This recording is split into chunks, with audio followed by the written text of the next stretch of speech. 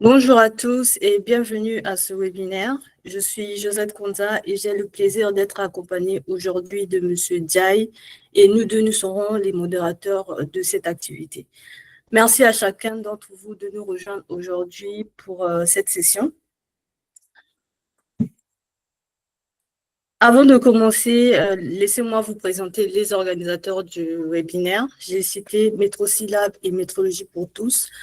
Métrosylab est un laboratoire de contrôle et d'inspection ici représenté par M. Diaye. Et Métrologie pour tous est une plateforme en ligne qui a pour but de sensibiliser la population et les entreprises à l'importance de la métrologie représentée par moi-même. La métrologie, souvent méconnue du grand public, joue un rôle fondamental dans de nombreux secteurs d'activité. L'un de ses domaines d'application les plus critiques, c'est la médecine. La métrologie médicale, c'est tout simplement la science de la mesure appliquée aux activités médicales. En d'autres termes, il s'agit de s'assurer que tous les dispositifs utilisés pour diagnostiquer, surveiller et traiter les patients sont fiables. Il faut savoir que ce domaine implique de nombreux acteurs, notamment les médecins, les infirmiers, les techniciens de laboratoire, les ingénieurs biomédicaux, et également les hôpitaux, les cliniques et les laboratoires de biologie médicale. Il faut savoir également que nous, en tant que patients, nous sommes impactés par ce domaine vu que nous dépendons de la justesse de ces appareils pour recevoir des soins adaptés. La métrologie médicale intervient dans différents domaines, dans différents environnements, notamment les laboratoires de biologie médicale et les établissements de soins. La métrologie est également nécessaire tout au long du parcours de soins, donc de la consultation initiale au suivi continu des dispositifs pour garantir à chaque étape que le patient est bien diagnostiqué. Donc, cela se passe notamment avec le contrôle de la qualité et également la formation et la sensibilisation des professionnels de santé afin qu'ils soient conscients des enjeux liés à ces équipements et à la sécurité des patients. Enfin, la question, c'est de savoir pourquoi la métrologie est-elle importante dans le domaine médical, tout simplement parce que la fiabilité de ces équipements est directement liée à la qualité des soins. Une mesure inexacte peut entraîner des erreurs de diagnostic ou de traitement mettant en danger la sûreté des patients. Ainsi, sans que le professionnel, voire le patient, en ait pleinement conscience, la qualité de fonctionnement des dispositifs médicaux et scientifiques encourt à la qualité des soins. Comment maîtriser la fonction métrologie pendant l'évaluation des risques et également la réduction des coûts avec la prévention d'accidents ou des mauvais diagnostics. Des éléments de réponse seront développés par nos conférenciers. Donc, j'ai cité M. Ouattara qui nous parlera de la métrologie dans les laboratoires de biologie médicale et M. Bégan qui nous parlera de la métrologie dans les soins médicaux. Notre webinaire durera environ 1h10. Chaque conférencier aura environ 20 minutes pour présenter chaque thème. Ensuite, cela suivra d'une session de questions-réponses. Également, si certains ont des contributions à apporter sur le sujet, et nous terminerons par des divers. Vous pouvez poser vos questions via directement le chat. Donc, sans plus tarder, je laisse la parole à M. Bégon pour nous présenter la métrologie dans les soins médicaux. M. Bégon, je vous laisse la parole. Merci bien, Josette Kanza. Merci à tous les participants pour leur présence webinaire. Et on m'appelle Brigand Fulbert. Je suis chargé de présenter le thème métrologie dans les soins médicaux. Donc, ma présentation va s'articuler autour de 3 points. Donc, le premier point, c'est la métrologie dans les soins médicaux, la fonction métrologie dans les soins médicaux, et nous verrons ensuite les enjeux et défis de la métrologie dans les soins médicaux et nous s'en suivra la conclusion. La fonction métrologie dans les soins médicaux joue un rôle essentiel pour garantir la qualité, la sécurité et la précision des dispositifs de mesure utilisés dans les établissements de santé.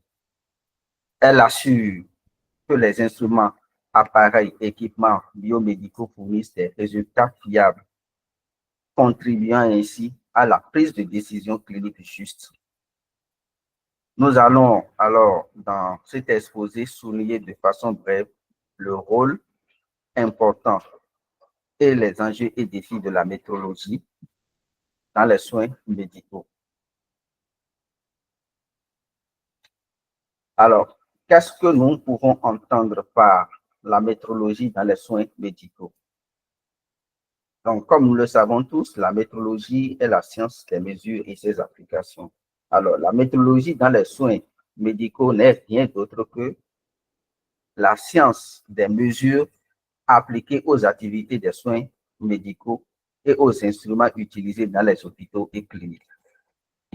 Elle vise à garantir que tous les appareils de mesure, thermomètre, électrocardiogramme, balance, tensiomètre, fournissent des résultats fiables et traçables. Et le rôle de la métrologie est de garantir la qualité des soins, de réduire les risques et de permettre la traçabilité des équipements utilisés.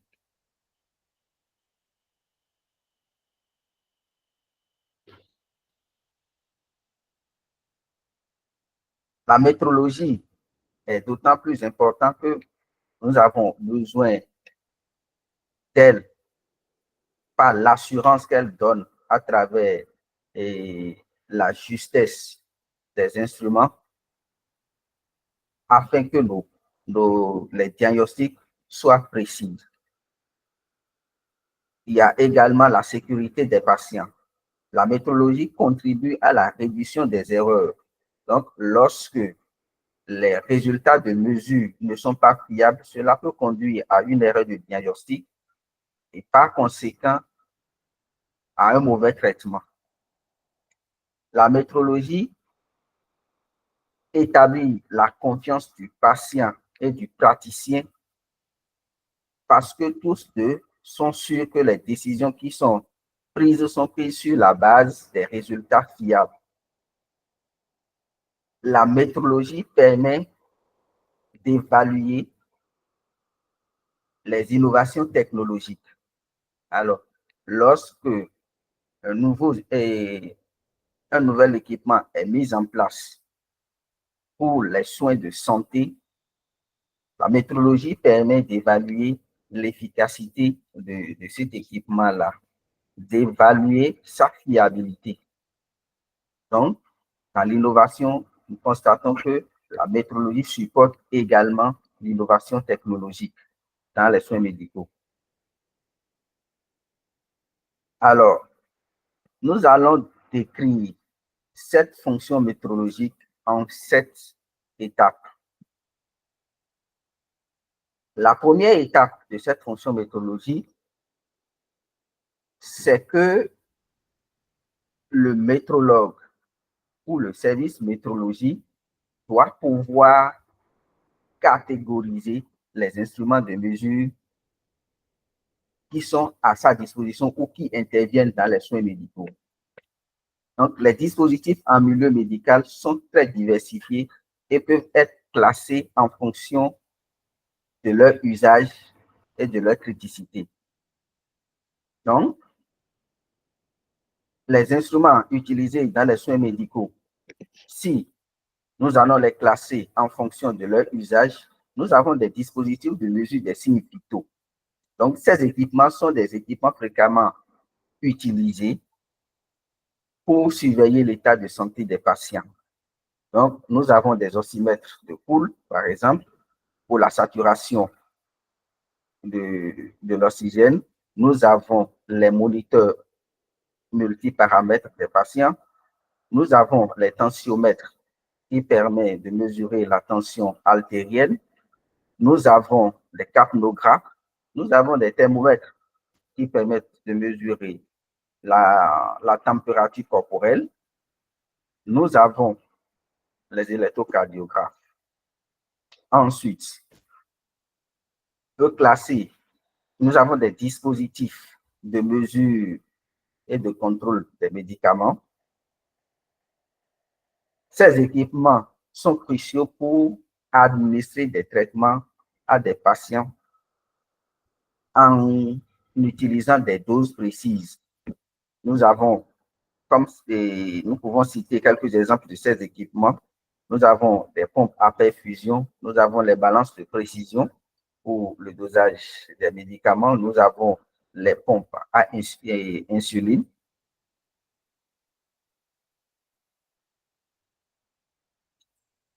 Nous avons également des dispositifs de stérilisation et de contrôle de l'environnement. Alors, ces équipements sont utilisés pour garantir la stérilité des instruments chirurgicaux et l'environnement de soins.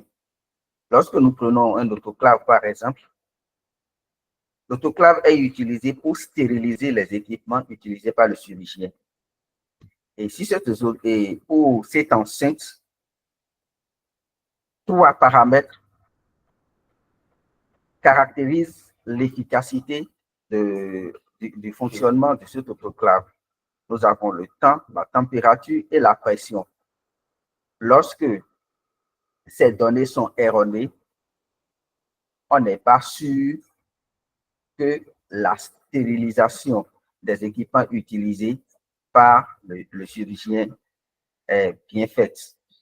Nous avons également la surveillance de l'environnement parce que dans les blocs opératoires, par exemple, l'environnement doit être sous contrôle. Donc, la température, l'hygrométrie et la pression atmosphérique doivent être sous pression et ces paramètres doivent être mesurés par un équipement, un thermohygromètre et un baromètre, pour qu'au fur et à mesure, on soit sûr que les valeurs que cet instrument donne sont correctes et que nous sommes dans le bon environnement. Nous avons également les appareils de réanimation et de soins intensifs. Donc, ces dispositifs sont critiques pour la prise en charge des patients dans les unités de soins intensifs. Nous avons des respirateurs, par exemple. Nous avons des défibrillateurs. Nous avons des ventilateurs mécaniques.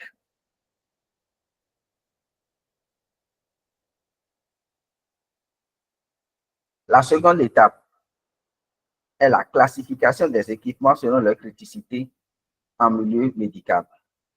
Donc, tous les équipements ne sont pas égaux en termes de criticité. Donc, nous pouvons classer ces équipements selon leurs impacts sur les soins de santé. Donc, nous avons des équipements de haute criticité.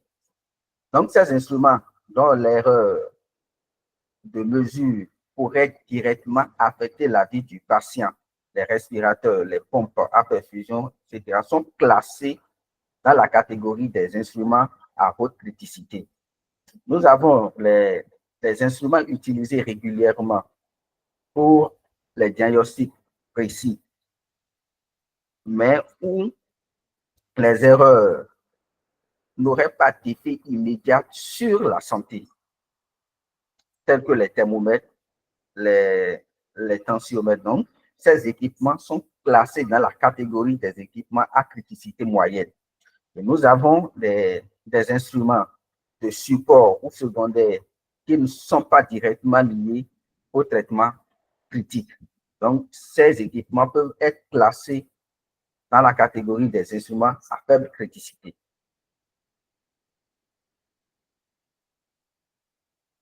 Alors, l'étape 3 consiste à gérer le parc d'instruments que nous avons su identifier, définir et catégoriser.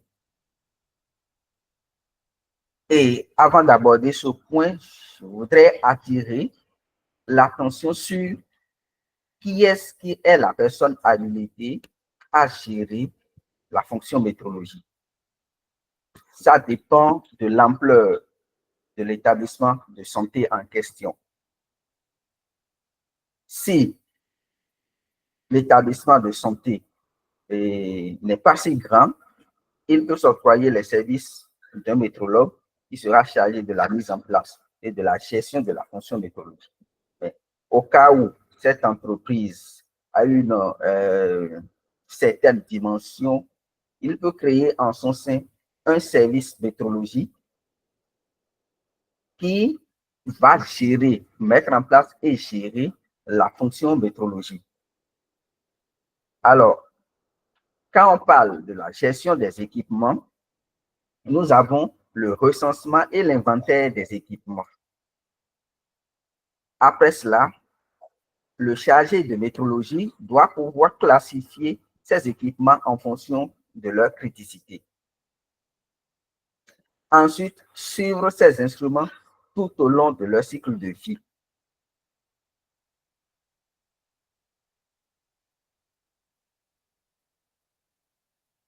Après, nous passons à la planification des étalonnages. Le métrologue ou le service métrologie doit pouvoir identifier l'opération qui convient à l'instrument de mesure en question. Le métrologue doit pouvoir identifier est-ce qu'il faut soumettre l'instrument de mesure à l'étalonnage ou est-ce qu'il faut le soumettre à la vérification. Et lorsque l'opération est identifiée, il va falloir que le métrologue fasse la planification. Donc, les services déterminent la fréquence, l'étalonnage ou chaque équipement en fonction des recommandations du fabricant, des normes et des résultats des précédents vérifications ou étalonnages. Le service métrologie doit pouvoir mettre en place une planification. Après la planification, il doit veiller à la réalisation effective des opérations de vérification ou d'étalonnage. Donc, le service qui a la capacité d'effectuer ces opérations à l'interne doivent le réaliser. Donc, si l'établissement de soins a la capacité de mettre en place le laboratoire de métrologie en son sein, le métrologue ou bien le service métrologie doit pouvoir réaliser les étalonnages ou les vérifications. Au cas où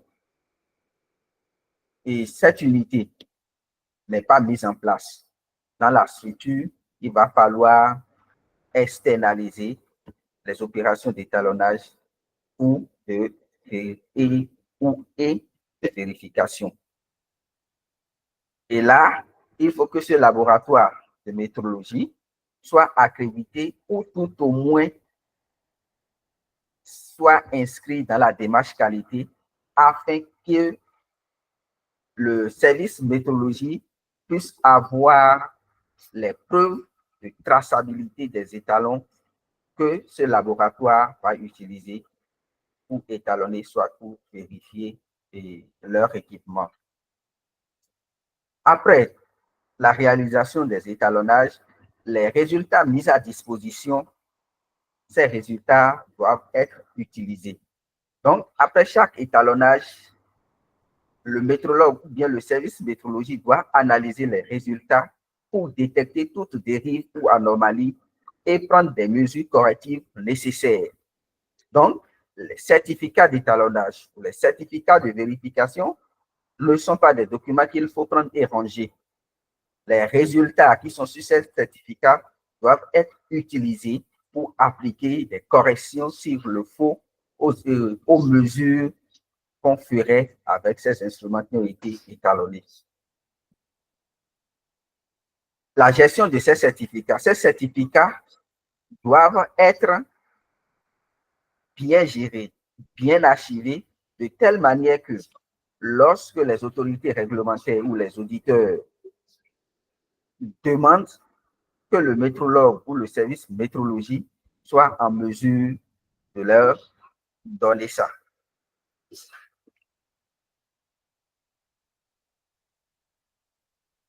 Le service métrologie ou bien le métrologue doit pouvoir former et sensibiliser le personnel.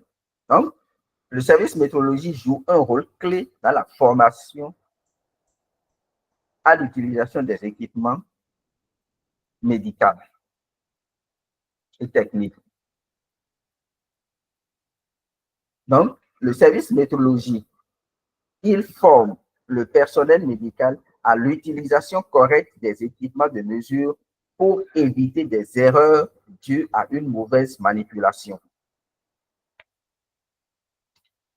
Le service métrologie sensibilise le personnel sur l'importance des étalonnages, des maintenances régulières pour la sécurité des patients et la qualité des soins.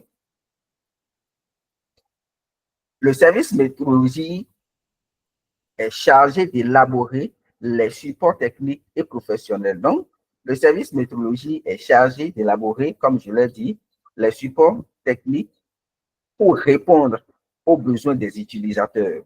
Ça voudra dire quoi?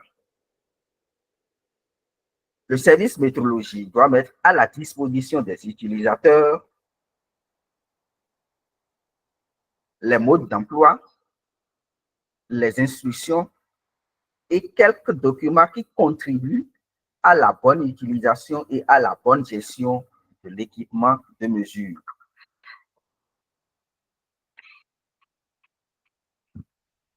La traçabilité et la gestion documentaire. Qu'est-ce que nous pouvons entendre par traçabilité métrologique?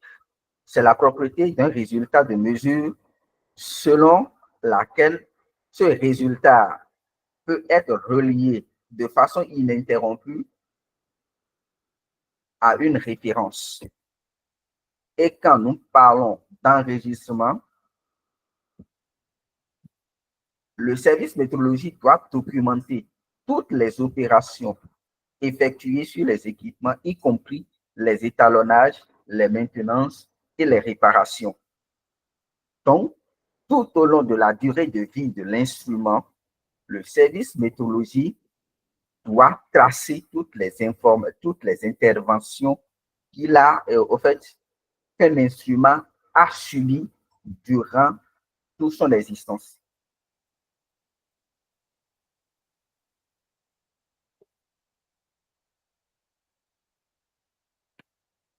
La mise hors service et renouvellement de l'équipement. Donc, le service métrologie est responsable de la gestion de l'équipement en fin de vie. Donc, il doit évaluer l'obsolescence de tous les équipements. Donc, il évalue régulièrement l'état de l'équipement et identifie ceux qui ne répondent plus aux exigences de performance ou de sécurité. Et après cela, le service métrologique doit planifier le renouvellement de l'équipement obsolète et veiller à ce que la confirmation métrologique des nouveaux appareils soit correctement faite avant leur mise en service.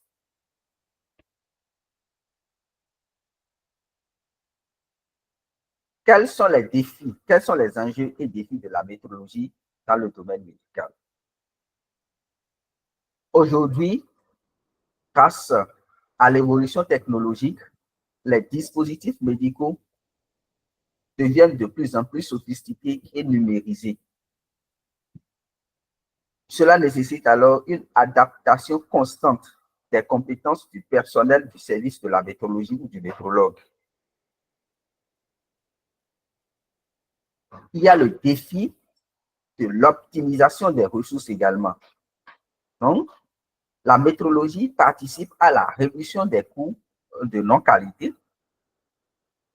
La métrologie permet que les expressions du besoin soient vraiment conformes aux besoins. Et tout ceci participe à la réduction des pertes financières. Et le métrologue doit travailler de plus en plus à optimiser les ressources, que ce soit les ressources en personnel et que ce soit les ressources financière, le métrologue doit toujours travailler à cela pour que ces ressources soient vraiment optimisées.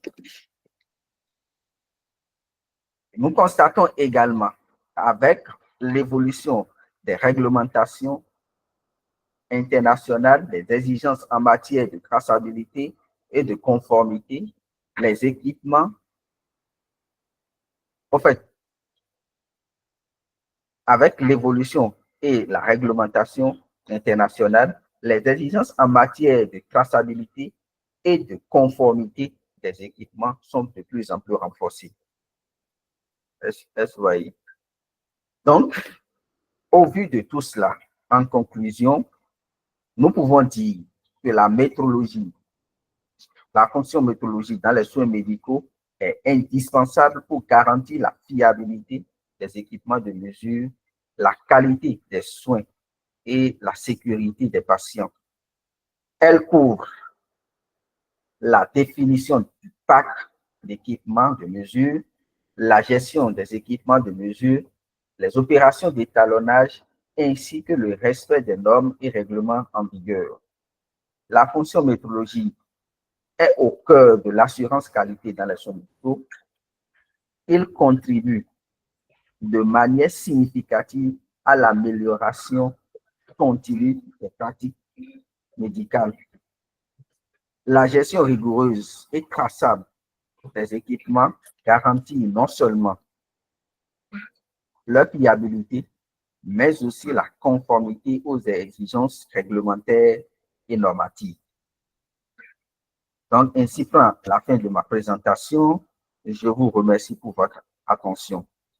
Je laisse la parole à Madame Joseph. Merci, M. Begon, pour votre brillante intervention.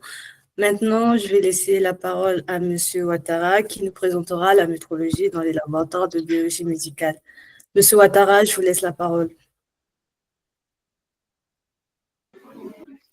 Merci, Joseph. Merci à M.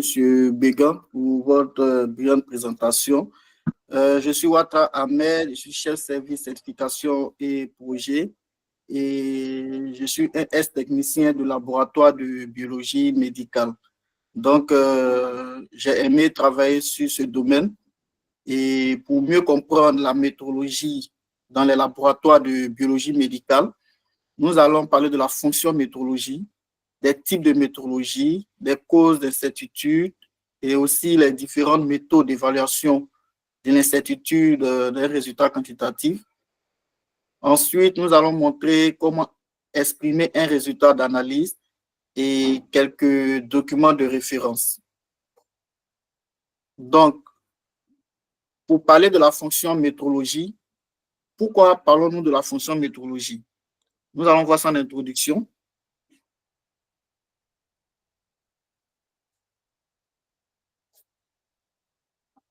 Notons que les appareils utilisés au laboratoire pour réaliser les analyses peuvent au fil du temps connaître des soucis de dérive.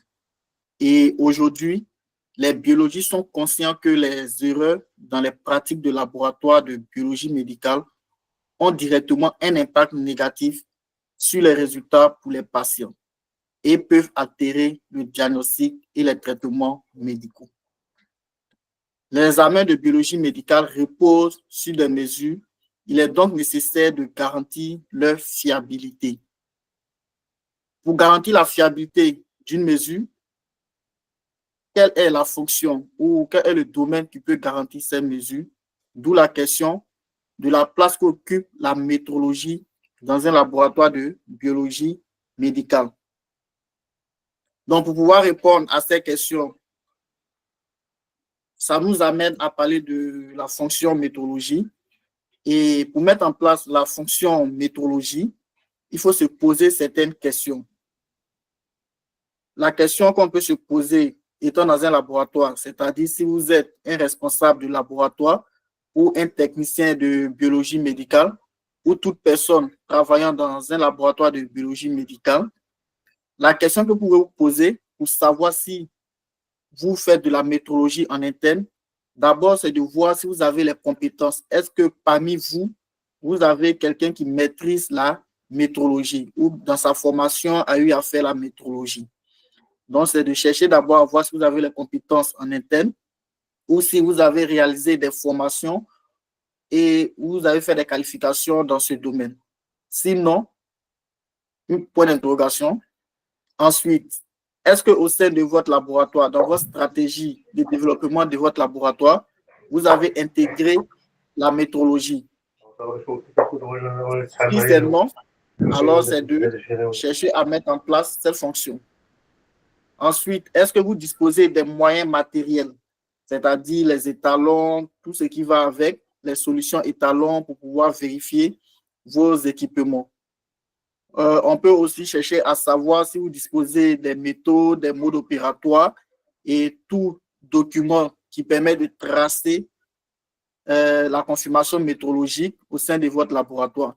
Donc ici, voici quelques questions sans s'atteler sur une norme.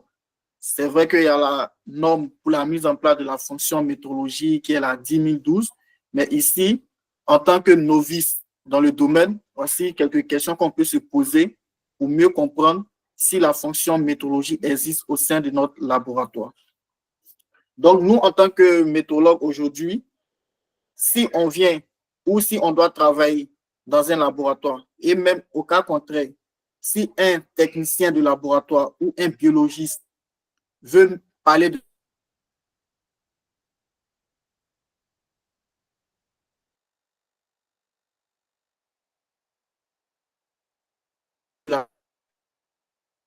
connaître les...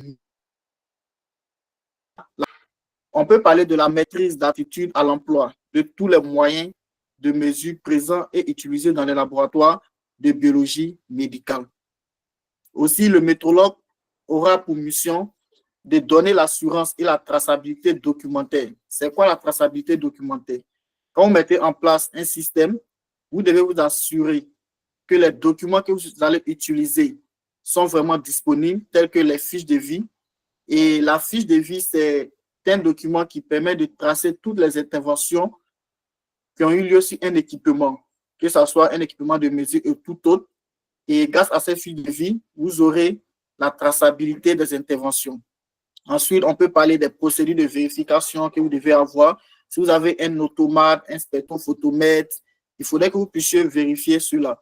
Donc, c'est le métrologue qui doit donner l'assurance que cette traçabilité documentaire liée aux équipements existe. Ensuite, il doit pouvoir assurer que les équipements correspondent bien à ses besoins.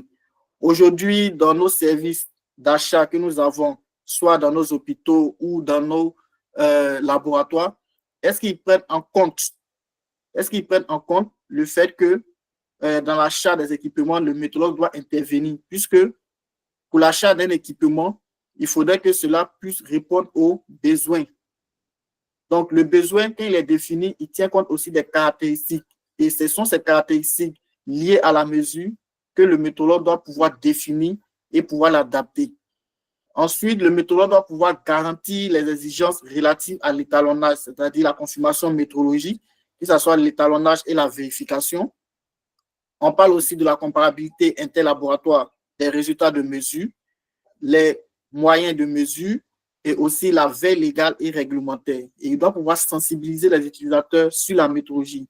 Pourquoi? C'est très important parce que pour avoir travaillé dans un laboratoire de biologie médicale, souvent on utilise les équipements sans les maîtriser. Je prends un exemple, on envoie les pyromètres et vous devez prendre la température d'un patient avec. Souvent, les gens ne connaissent pas l'utilisation des pyromètres. Ils ne font qu'appuyer les boutons et ils ne maîtrisent même pas le réglage et ils ne savent même pas si le pyromètre fonctionne ou est en bon état. Et quand ils prennent la valeur affichée, c'est juste pour lire la valeur qui est indiquée. Et tout cela doit être maîtrisé par un métrologue pour qu'il puisse sensibiliser et s'assurer de la bonne utilisation de ces équipements. Donc, voici quelques missions du métrologue dans un laboratoire de biologie médicale. Ensuite, si on parle de mission, c'est qu'il y aura des activités à réaliser. Et nous avons essayé de citer quelques activités que le métrologue pourra faire s'il est dans un laboratoire, ou encore quelques activités qu'on doit mettre en place dans un laboratoire de biologie médicale pour répondre à la fonction métrologie. Parmi eux, on a l'étalonnage des équipements de mesure, la vérification. Donc, vous utilisez des thermomètres, vous utilisez des balances, vous utilisez des hygromètres.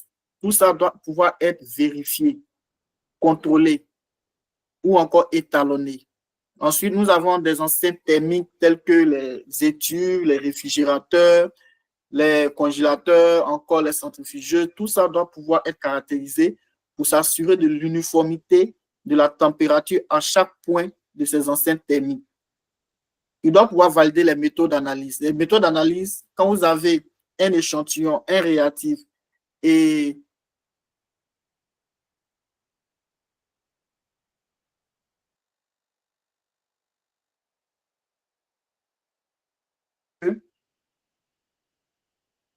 sont vraiment adaptés à l'équipement que vous avez. Et pour ce faire, vous devez valider vos méthodes d'analyse. Aussi, optimiser les périodicités. Ça, c'est une activité qui se fait à partir de plusieurs méthodes. Ici, on a la méthode OPERED que les métrologues maîtrisent très bien.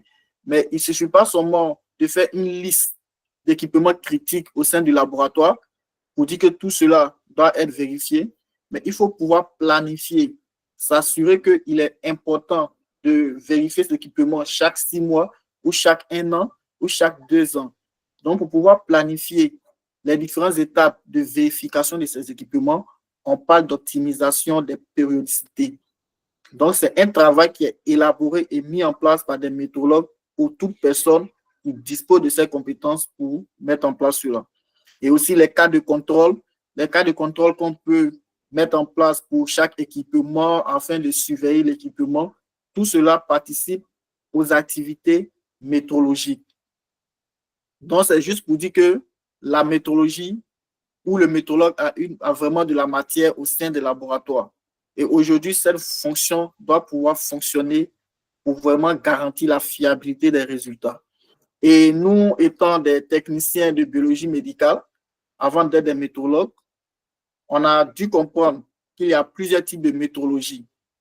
Et parlant de la verrerie, les pipettes, les déchets, les éprouvettes graduées, on parle de la métrologie des petits volumes. Donc, vous devez pouvoir classifier vos différents équipements pour savoir quelle est la technicité ou la méthode adaptée. Est-ce qu'on doit pouvoir étalonner ou vérifier la verrerie ou les pipettes? Donc, c'est de pouvoir maîtriser tout ce que vous avez comme instrument de mesure. Et aussi, on a la métrologie des températures, puisqu'on a des études, des réfrigérateurs. Par exemple, en batériaux, nous avons des études pour la conservation des milieux de culture et aussi pour l'incubation de certains micro-organismes. Donc, la température, vous savez que les micro-organismes, ils vivent en fonction d'une certaine température. Il y a certains micro-organismes qui aiment la forte température, je vais parler des hautes températures, et aussi la basse température. Donc, si vous avez une enceinte thermique et que cela n'est pas vérifié, vous pouvez avoir des faux négatifs, c'est-à-dire un milieu de culture que vous allez retirer de l'étude et vous allez dire non, le résultat est négatif. Pourtant, c'est parce que la température d'incubation n'est pas optimale. Donc, c'est important de vérifier tous ces enceintes thermiques qui ont un impact sur notre résultat de mesure.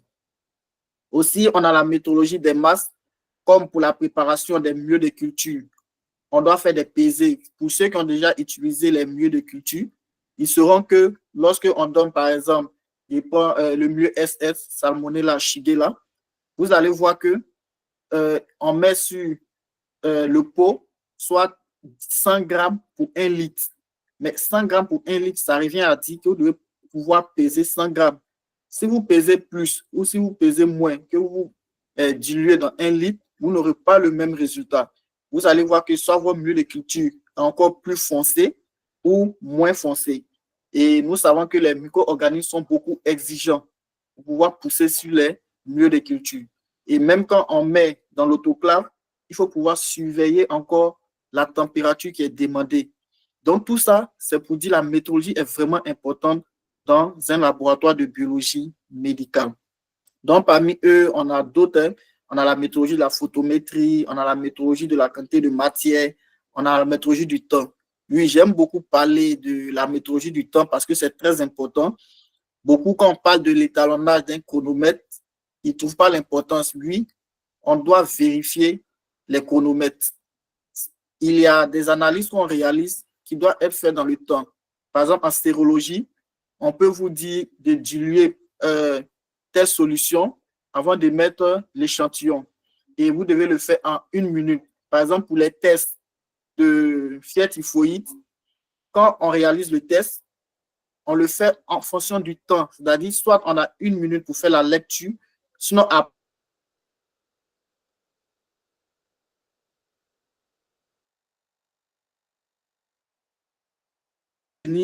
est un faux négatif. Donc, c'est important de maîtriser le temps. Et le chronomètre que vous allez utiliser pour surveiller le temps, il doit être vérifié. Il ne suffit pas de changer les piles, mais il faut assurer qu'il a une traçabilité métrologique. Donc, voici quelques types de métrologie qu'on peut avoir au sein d'un laboratoire de biologie médicale. Ensuite, nous allons parler des sources d'incertitude. Pourquoi les sources d'incertitude? En réalité, vous devez comprendre que dans toute analyse au sein des laboratoires, on a des erreurs qui nous amènent à avoir peut-être des faux résultats. Et ces erreurs peuvent provenir des installations et conditions environnementales, le matériel du laboratoire, les équipements du laboratoire, la matière première, c'est-à-dire le prélèvement biologique ou les réactifs, et aussi du personnel lui-même. Donc, pour ceux qui maîtrisent les outils qualité, on a utilisé ici l'approche Ishikawa ou l'approche 5M, qui est mieux adaptée pour pouvoir faire ressortir les causes d'une conséquence. Donc, dans un laboratoire de biologie médicale, nous avons 3 étapes. 3 étapes. On a l'étape pré-analytique, l'étape analytique et l'étape post-analytique. Si on veut définir les processus dans un laboratoire, voici les 3 grandes étapes. Mais qu'est-ce qui fait la différence? À l'étape pré-analytique, c'est vrai, il y a l'intervention des moyens, du milieu, du mode de prélèvement, de la main-d'œuvre ou encore de la matière, mais ce n'est pas ce qui nous intéresse le plus, mais c'est l'étape analytique. Parce que c'est à l'étape analytique qu'on aura plus l'intervention des conditions environnementales. Et au niveau des conditions, Joseph, on peut avancer?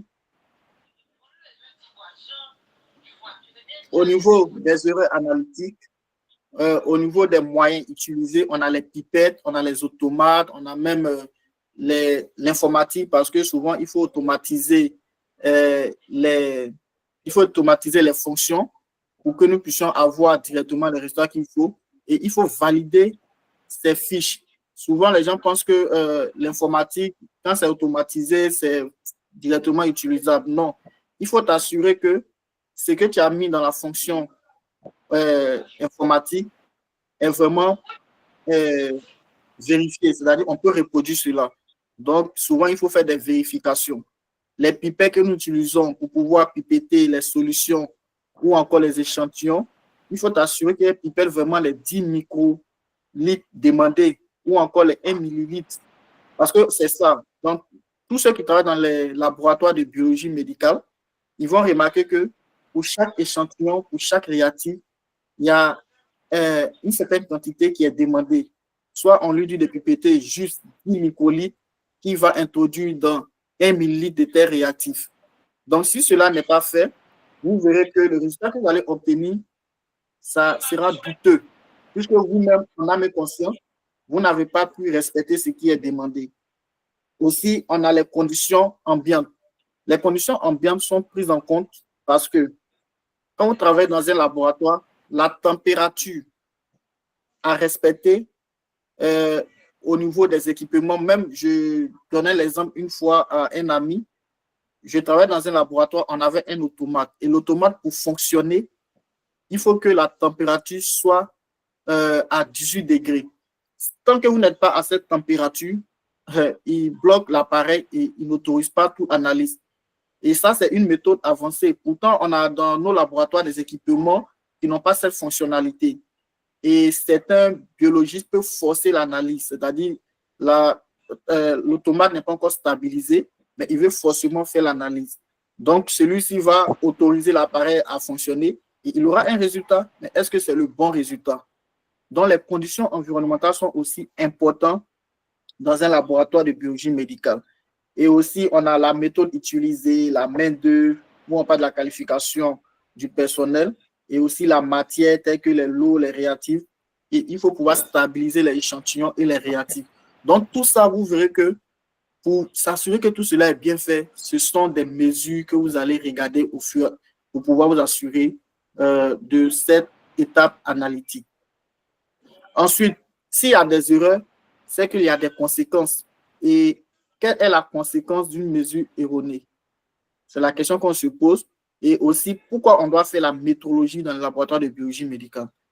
Parce que, d'abord, il y a la fiabilité des résultats de mesure. Tout ce que nous venons de dire, s'il y a des sources d'erreurs, s'il y a des erreurs dans notre étape analytique, comprenez que le résultat qui sort de ce processus de mesure est douteux. Donc, dans un laboratoire, on doit pouvoir avoir confiance à vos résultats de mesure. Ensuite, si on n'a pas confiance en vos résultats de mesure, comprenez qu'il y aura un manque de confiance entre les laboratoires et les patients. Moi, en tant que patient X, si je dois venir au sein de votre laboratoire, effectuer une analyse et qu'après, on me dit d'aller répondre l'analyse parce qu'on n'a pas confiance au résultat que vous avez donné, mais déjà, c'est une perte d'argent pour le patient. Aussi, c'est une perte de temps. Si le laboratoire doit reprendre les analyses, elle perd en réactif, elle perd aussi en temps. Donc, vous allez avoir des coûts de non-qualité et tout ça aura un impact sur votre rentabilité. Pourtant, si vous avez bien fait au premier coup, vous verrez que vous allez éviter tous ces éléments parce que vous avez pris en compte tout ce qu'il faut pour mieux travailler. Ensuite, on peut parler aussi d'un mauvais diagnostic puisque le résultat va permettre de réaliser un diagnostic. Donc, si le diagnostic que le médecin ou le traitement que le médecin va prescrire, s'il tient compte de vos résultats, pourtant c'est un faux résultat.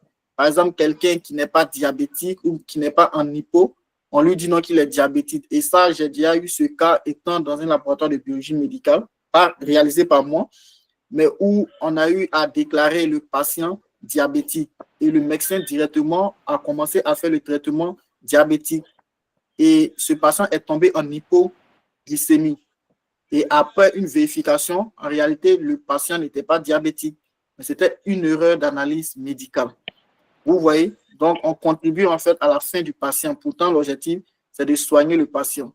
Donc, voici pourquoi il est important de vraiment assurer la fiabilité de nos résultats de mesure.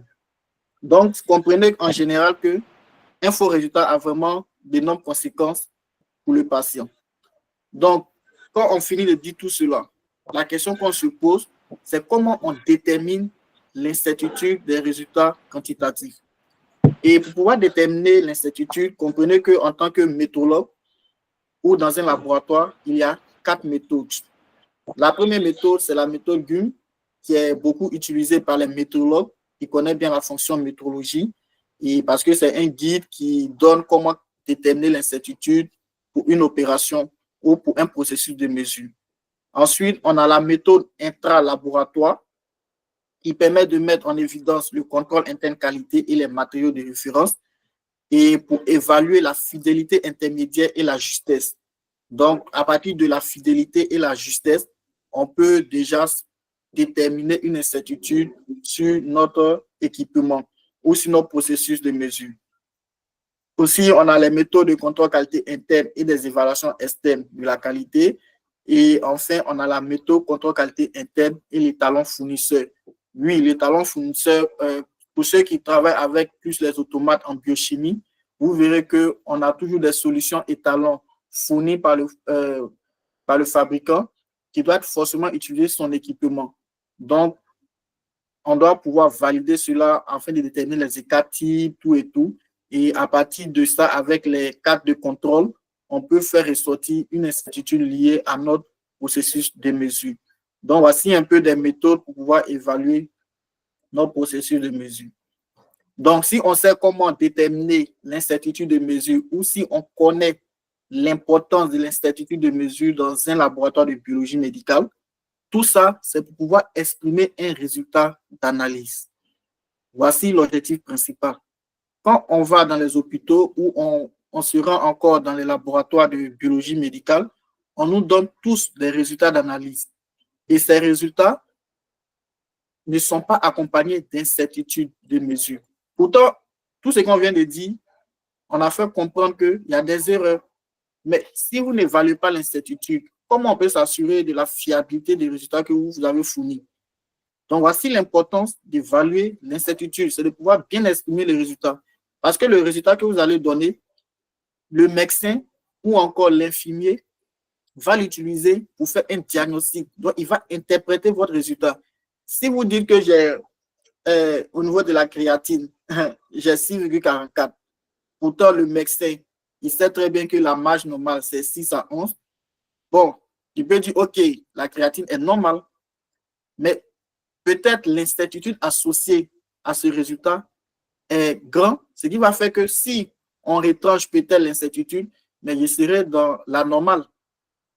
Et le médecin doit pouvoir avoir l'incertitude pour pouvoir équilibrer son analyse. S'il doit vous orienter vers un autre examen pour pouvoir mieux confirmer, il va le faire.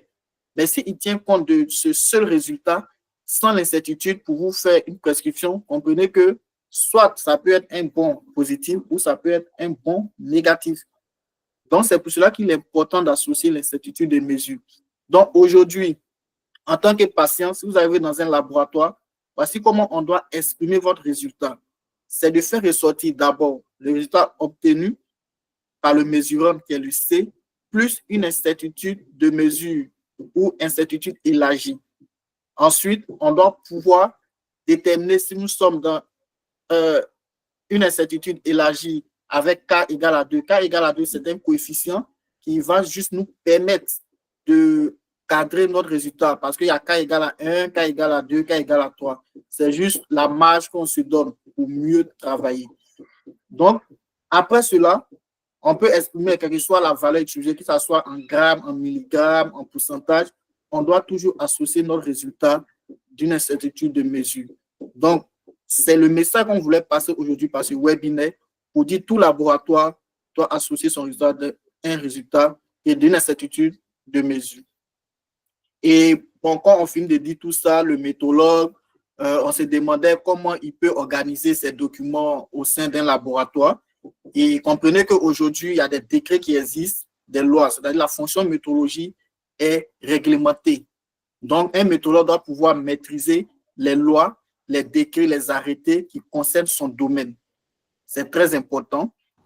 Donc, par exemple, en France, aujourd'hui, les laboratoires doivent être accrédités sur la totalité de leur activité. Vous comprenez? Donc, si vous voulez partir mettre un laboratoire en France, comprenez que c'est réglementé. Il y a une loi qui vous demande d'être accrédité sur l'ensemble de vos activités. Donc, si vous devez réaliser la biochimie, l'hématologie, la bactériologie, vous devez pouvoir être accrédité sur ces différentes activités. Ensuite, on a les normes d'accréditation.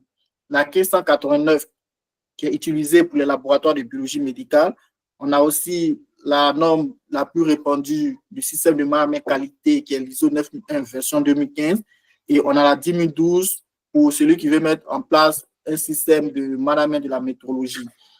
Aussi, on a d'autres normes métiers que vous pouvez mettre en place au sein de votre laboratoire. Et aussi, vous devez prendre en compte les guides de bonnes pratiques qui existent pour certaines activités de métrologie, comme la SHGTA 08, qui est un guide technique d'accréditation sur la définition des besoins métrologiques et la stratégie adoptée en laboratoire de biologie médicale. Vous vous rappelez qu'on avait parlé du fait qu'il faut mettre dans sa stratégie la fonction métrologie. Donc, voici un guide qui peut vous permettre de définir cette stratégie. Donc, au final, le métrologue a vraiment un système documentaire à gérer en tenant compte des décrets, des normes d'accréditation et des guides et aussi des fiches techniques, des modes opératoires et des procédures. Donc, voici un peu quelques documents de référence. Donc, ainsi pour fin notre exposé, ce que nous pouvons dire, c'est que la métrologie est très importante, est une fonction importante dans un laboratoire de biologie médicale si vous voulez assurer la fiabilité de vos résultats de mesure.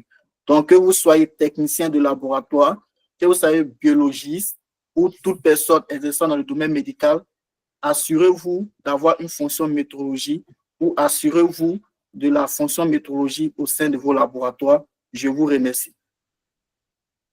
Merci, Monsieur Ouattara, de votre brillante intervention. Je remercie également Monsieur Bégon pour son intervention. Donc, en conclusion, dans le domaine médical, la métrologie n'est pas juste une simple science de la mesure, c'est une garantie de fiabilité et de sécurité pour le patient, comme on a su l'entendre avec l'intervention de notre conférencier.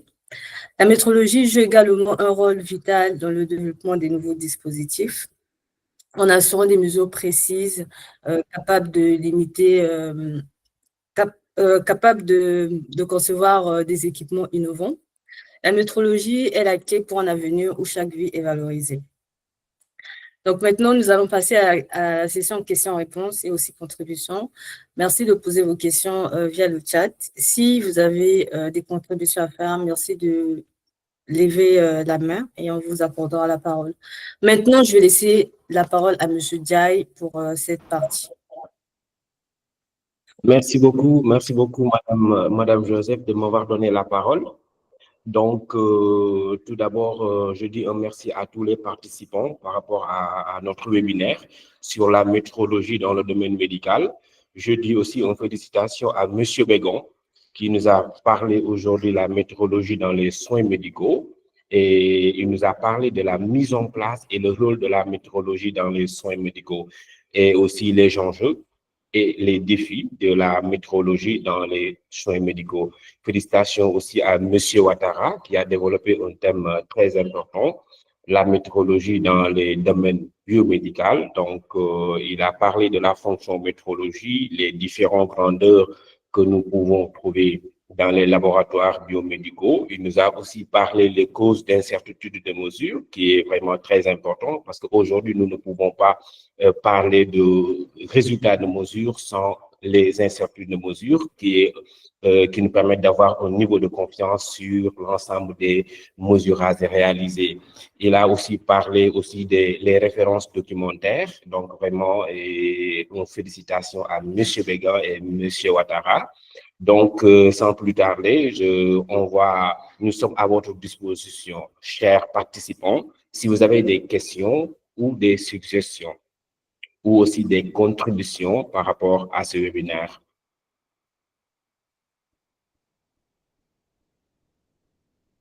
Je vous passe la parole, Madame Joseph.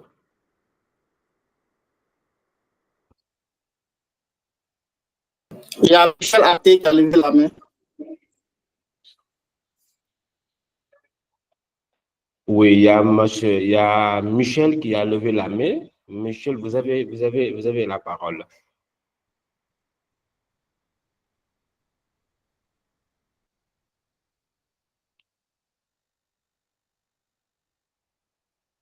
Oui, Michel, vous avez la parole.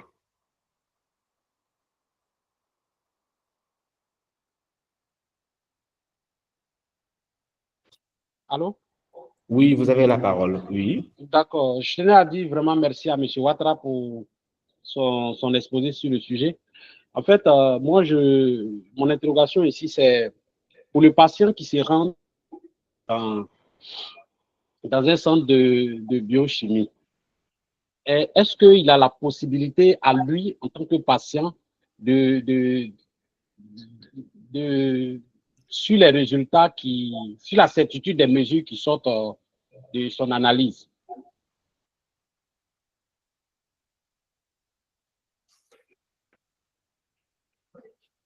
Merci, Monsieur Michel.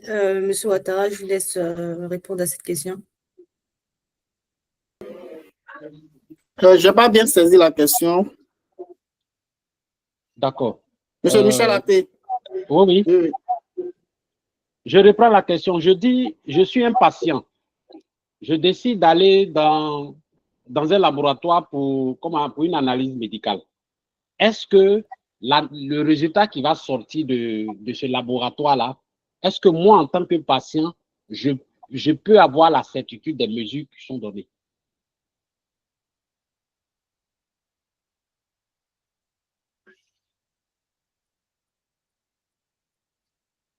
Selon ce que le patient veut ou le client veut, qu'on essaie de faire l'offre.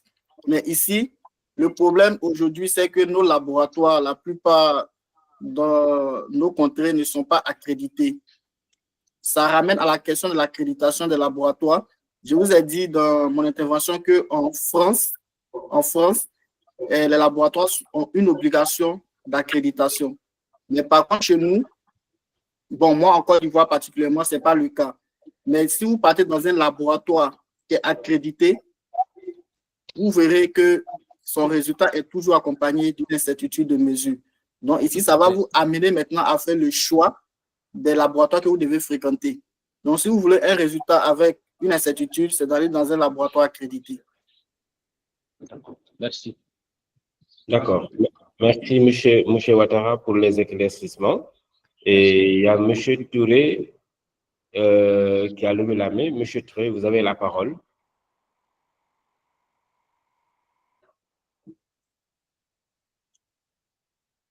Oui, M. Touré, vous avez la parole.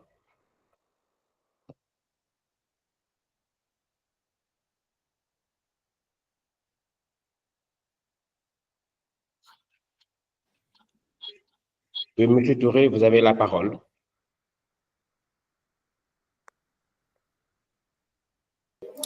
M. Touré, votre micro est coupé.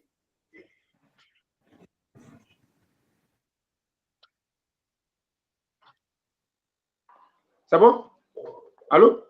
Oui, allô, M. Touré. Oui, je disais que je voulais apporter une contribution par rapport à la question que le frère a posée tout à l'heure. Concernant le client qui souhaiterait, est-ce qu'il a la possibilité de suivre, de voir les études? Il y a deux cas de figure. Si je viens dans un centre de santé en tant que patient, c'est pas évident. C'est le prescripteur qui a demandé l'analyse, qui pourrait souhaiter demander au laboratoire d'accompagner le résultat avec l'incertitude de mesure pour lui permettre de s'orienter en termes de prescription finale.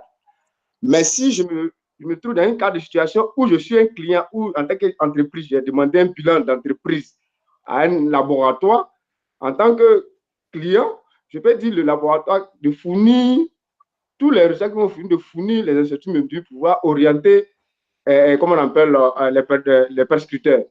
Mais ce n'est pas évident que le client, en tant que patient, puisse suivre. Parce que lui, qu'est-ce qu'il attend?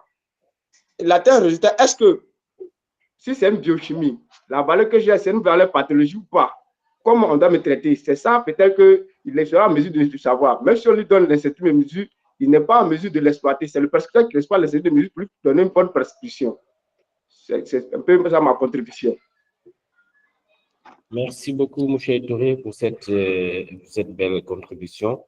Donc, il y a aussi M. J.F. Bekan qui demande la parole. Vous avez la parole, M. J.F. Bekan.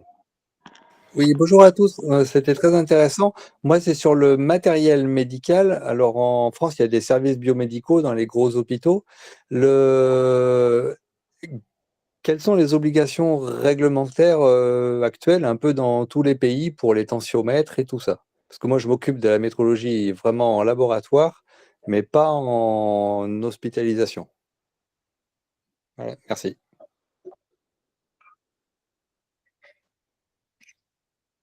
D'accord, donc cette question, je reste à M. Ouattara. Les obligations réglementaires par rapport aux instruments de mesure utilisés dans les laboratoires. Non, c'est pas dans les C'est à M. Bégon la parole. C'est plus en soin. D'accord. Monsieur Bégon, vous avez la parole pour la question de Monsieur Juer. Ok, je vous remercie. Je vous remercie pour votre attention. Et en matière de réglementation par rapport aux instruments de mesure, ça dépend des pays. Mais à minima, il faut que les utilisateurs de ces instruments-là au moins s'assurent de la fiabilité et des résultats de ces instruments. Et pour s'assurer de cette fiabilité, il faut soumettre ces instruments au moins à l'étalonnage. Mmh. Lorsque mon tensiomètre est étalonné, je suis sûr que les valeurs que j'ai les moyens de les corriger et d'avoir une valeur proche de la vraie valeur, afin que je ne me base pas sur une fausse donnée pour faire une prescription. Donc, au bas mot, il faut que les tensiomètres soient étalonnés. D'accord, normal. Merci. Merci beaucoup. Merci. Merci beaucoup, M. Bégan, pour les éclaircissements. Donc, je pense qu'il n'y a plus de questions. Donc, et je donne la parole à Madame Joseph.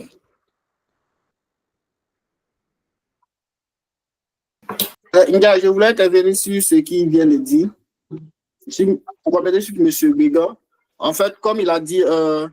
Bégan, c'est de prendre en compte les activités liées à la méthodologie légale. Et en fonction, comme il a dit, dans chaque pays, il y a des activités qui sont liées à la méthodologie légale. Nous, en Côte d'Ivoire, par exemple, tout ce qui rentre dans la transaction avec un client est lié à la méthodologie légale, comme les balances ou les pompes de distribution d'essence. Donc, ceux-ci sont vérifiés et contrôlés par le ministère en charge. Donc, en ce qui concerne la santé, on n'a vraiment pas une loi spécifique à cela. Donc, vous allez voir qu'il n'y a pas trop de contrôle du ministère en charge de ces fonctions légales dans les centres de santé. Mais par contre, si aujourd'hui l'État rend obligatoire l'accréditation des centres médicaux ou encore une loi qui amène les utilisateurs à assurer cette traçabilité métrologique, et vous verrez qu'on va réaliser les contrôles. Donc, on ne maîtrise pas trop la loi française, mais je pense que c'est de voir ce que la métrologie légale française recommande. D'accord. Merci beaucoup, M. Ouattara, pour les éclaircissements apportés. Donc, je pense que c'est bon, M. J.F. Bégan. Et il y a aussi M. John Samuel qui voudrait prendre la parole. Vous avez la parole, M. John. Oui, vous avez la parole, M. John Samuel. Votre micro est coupé.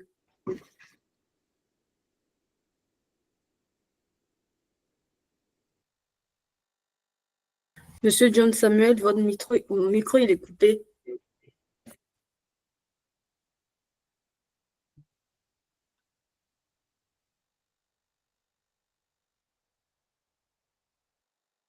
On va laisser la parole à Monsieur Jean Boris. Il a quelque chose à dire. Monsieur Jean Boris, on vous laisse la parole.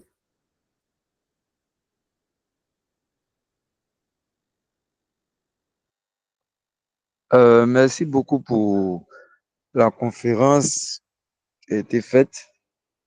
Moi, ma question, c'est un rebondissement sur ce que tout à l'heure a été dit sur les tensiomètres. Bon, il y a des gestions en termes d'équipement de mesure où les tensiomètres et les pyromètres, comment on le dit, les balances dans les centres médicaux. Mais lorsqu'on fait les étalonnages des tensiomètres et on n'a pas véritablement de base, quelles sont les méthodes qu'il faut utiliser pour vérifier que l'étalonnage qui a été fait par les structures externes ont été bien faites? Voici ma question. Merci. Merci, Monsieur Jean Boris. On va laisser la parole à Monsieur Bégan pour répondre à cette question. Ok. Allô? Merci, Monsieur Jean Boris, pour sa question. Et c'est pour ça, dans la présentation, j'ai insisté sur la qualification de la personne chargée de la fonction métrologique. Est-ce que vous voyez? Parce que c'est cette personne qui a le devoir ou comme tâche d'évaluer la capacité du laboratoire externe à qui vous confiez l'étalonnage de vos équipements de mesure. Donc, ils doivent pouvoir évaluer leurs procédures, évaluer leurs capacités et savoir si ceux-là sont compétents pour le faire. Ensuite, le chargé de la métrologie également doit avoir la capacité de pouvoir maîtriser la procédure d'étalonnage de l'équipement qu'il envoie au prestataire. Et sur la base de sa connaissance, il évalue la prestation, il cherche à voir si la prestation est bien faite, et ensuite, les résultats qui sont sortis de l'étalonnage doivent être exploités, pour corriger les résultats de mesure. Donc, la fonction métrologie doit être mise en place et dirigée par un métrologue, quelqu'un qui maîtrise ses rouages, ses astuces pour pouvoir vraiment vérifier l'efficacité du travail, le suivi de l'équipement. Donc, c'est la réponse que j'ai à donner. Je ne sais pas si Monsieur Jean est satisfait. Allô? Allô, c'est Monsieur Dion. Est-ce que je peux intervenir? Monsieur John, on est désolé, le temps imparti est écoulé. Si vous, du coup, vous pouvez poser votre question via le forum WhatsApp, on répondra. Donc, les conférenciers se joignent à nous pour vous remercier d'avoir pu participer à cette conférence.